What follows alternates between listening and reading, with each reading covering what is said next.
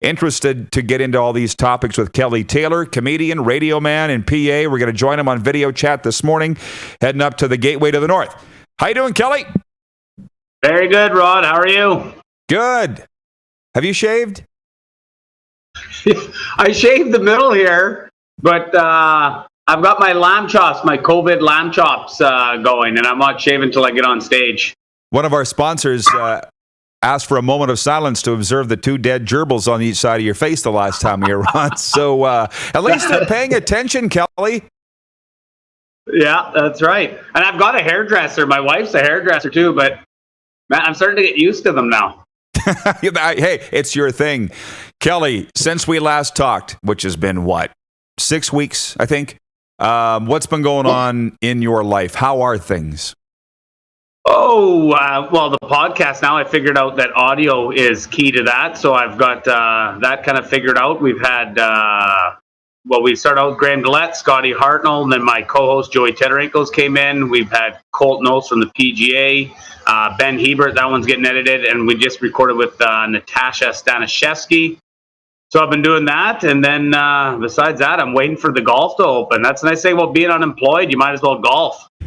Can you, by the way, when you just said Natasha Stanishevsky, a big whoop just went up from our control room over here from all the guys, like a woohoo. Have you interviewed her yet?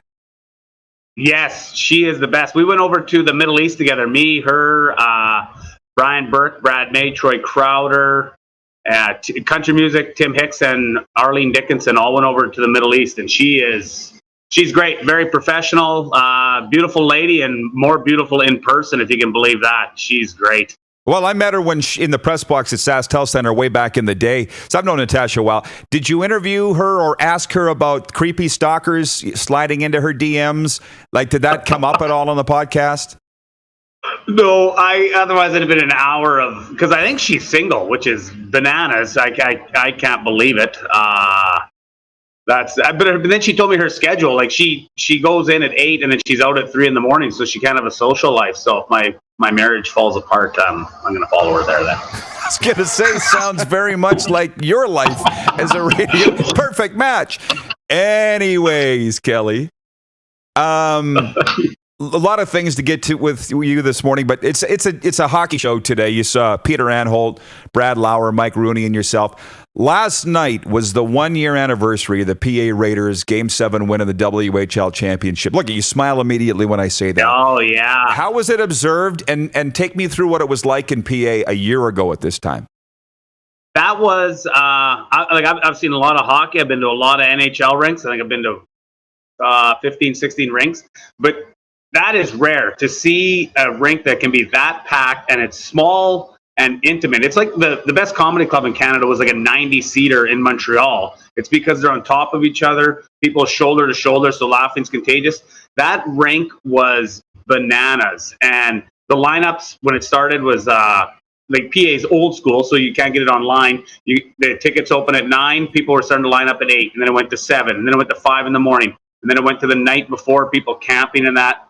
So it was hard to get a ticket. I went to a Calgary Flames game, and I remember I brought a big sign, and I wore my Raider jersey and said I couldn't get a Raiders ticket, so I drove 8 hours to a Flames game.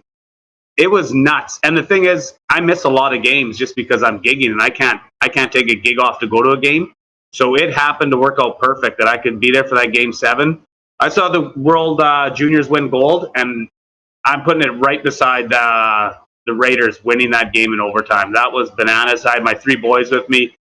Just the best thing ever. And in that rink, people are standing on milk crates like that. I think that's a fire hazard. I think they've kiboshed that thing. It was nuts. The fire marshal turned the other way that night, which it honestly reminds me of 25 years ago-ish when I was the voice of the Raiders. And people are going to have to forgive Kelly and I getting into our junior hockey nerddom here, because frankly, it is my favorite topic. But it's funny because the Communiplex, the Art Hauser, was so crammed that all of a sudden the talk, because I was in PA in the summer, I went up to visit Dave Lederhouse, stayed at his place at Emma Lake. Everybody's like, we need a new rink. We need a new rink. I'm like, you haven't said it for 25 years. Now you need a new rink. Like, it kind of restored the roar for the Raiders, but it's like, you know, they need to keep coming. Oh, you know what? And I'm going to go on. I'm on board with do not. I love that old barn. Some guy came and did He went to all CHL ranks, and I think he ranked at number 2. He ran Art Hauser at number 2. Like, he's like the beautiful wood craftsmanship, just something you take for granted. You're like, oh man, that is cool.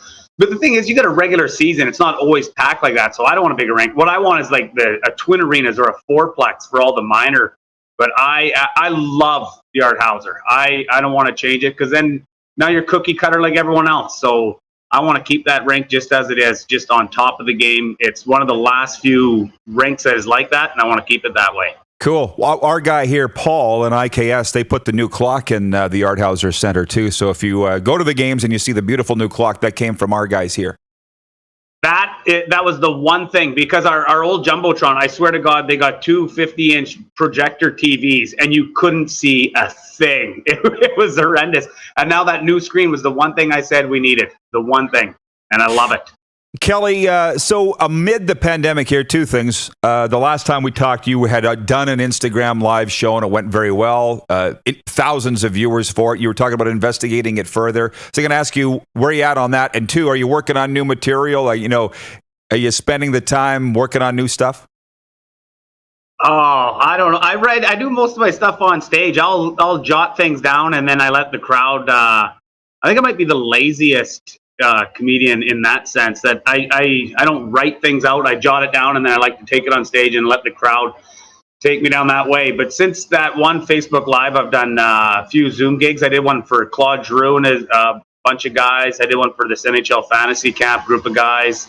And I've actually, just before I got on here with you, I was talking to the RCMP, know what you think, up in La Loche, for doing something with them, because I know they can't get back home. So usually they would do their thing, and then they would, they come back and recharge back in PA, Saskatoon, Regina, wherever.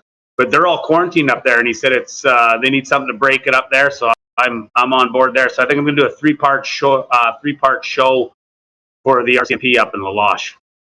Okay, so here's the thing. I think you and I think a lot similarly. I don't mean to scare you or anything, but a couple of weeks ago, I got a new follower on Instagram. It was Ranchman's Calgary, Country Bar in McLeod Trail South. I immediately got hot. I'm like, what did I do? They found me. you know that feeling? Yeah. Hey, the RCMP want to talk to you. Oh, come on. There was a camera at that farmhouse? What the hell?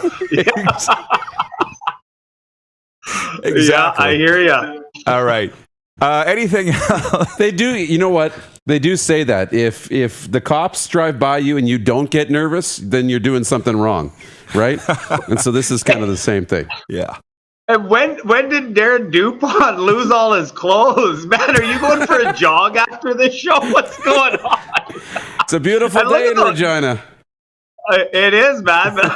You must be got a tight schedule that you can't change. And the shorts, maybe it's your Quadzillas. You've been working your Quadzillas off. You're showing them off. I like it, buddy.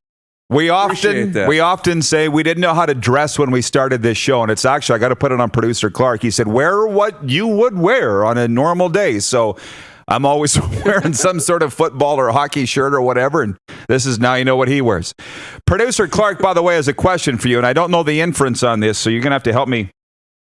Ask Kelly about his midget AAA brawl. What's that? Oh, I just found the VHS tape, because the thing in COVID, everyone's going through old pictures and old videos, and I found the old brawl. It was 1995 playoffs bench brawl, and I remember it like yesterday. You get in a bench brawl, you remember it for life. I wasn't playing because I was the backup goalie, and we were a last place team, so we had to put the press on to make the playoffs. So I wasn't playing then either. So I missed the last 4 games of the year. We swept the Regina Pat Canadians there, first place. We were last. And so our goalie was so hot, I wasn't playing. I hadn't played in about 9 games. There's a scrum right at the end of the game, and as the buzzer goes, I jump the bench. And our coach actually just passed away a couple days ago, Chick Gunville, great guy. As I jumped the bench, he's like, "Get back here, Taylor." And I looked back at him and I laughed. I said, "Why am I starting next game?" So I was the first one in. But the bad part about the lady shuts off the camcorder because the game's over. So when she turns the camcorder back on, I've already fought like a couple of times. I'm in the bottom of this pile. I can barely breathe. But man, what an intense thing. If you've ever been in a bench brawl, it was all sucker punches. Anything goes. And if you're getting beat up, there's no one breaking it up. it was adrenaline rush, man. It was a good time. Very dangerous for sure. Kelly, thanks for this. Everybody, where can they follow you on your social media channels? You can follow me at Tick Taylor on Twitter. I think it's Tick Taylor on Instagram. I'm pretty bad on Instagram, not going to lie. Twitter is where I do it. I'm on Spotify right now with my new podcast. That's Tick with a side of Tets, and Tets is my best friend, Joey Teterenko. Old. And tell, you got Peter Anhold coming out. Tell him I love him, but tell him if he can call Tyler Baker at Waskasiu and get my, I got a 12:54 tea time on Saturday. If he could get that kiboshed. I'm not making any money. If he could call in a favor, that'd be great. Good old Bakes. Yeah. I'm sure he's watching up there. He's probably got the message. So thanks, Kelly. Okay. Thank you very much, guys. And Darren, nice to see your great gear, bud. Enjoy that jog. Hey, thank you. Kelly Taylor, comedian to the stars, joining us from PA today with a far better internet connection than his garage today. You're watching Rod Pedersen On Demand. For more of The Rod Pedersen Show, visit rodpedersen.com or follow Rod Pedersen on social media.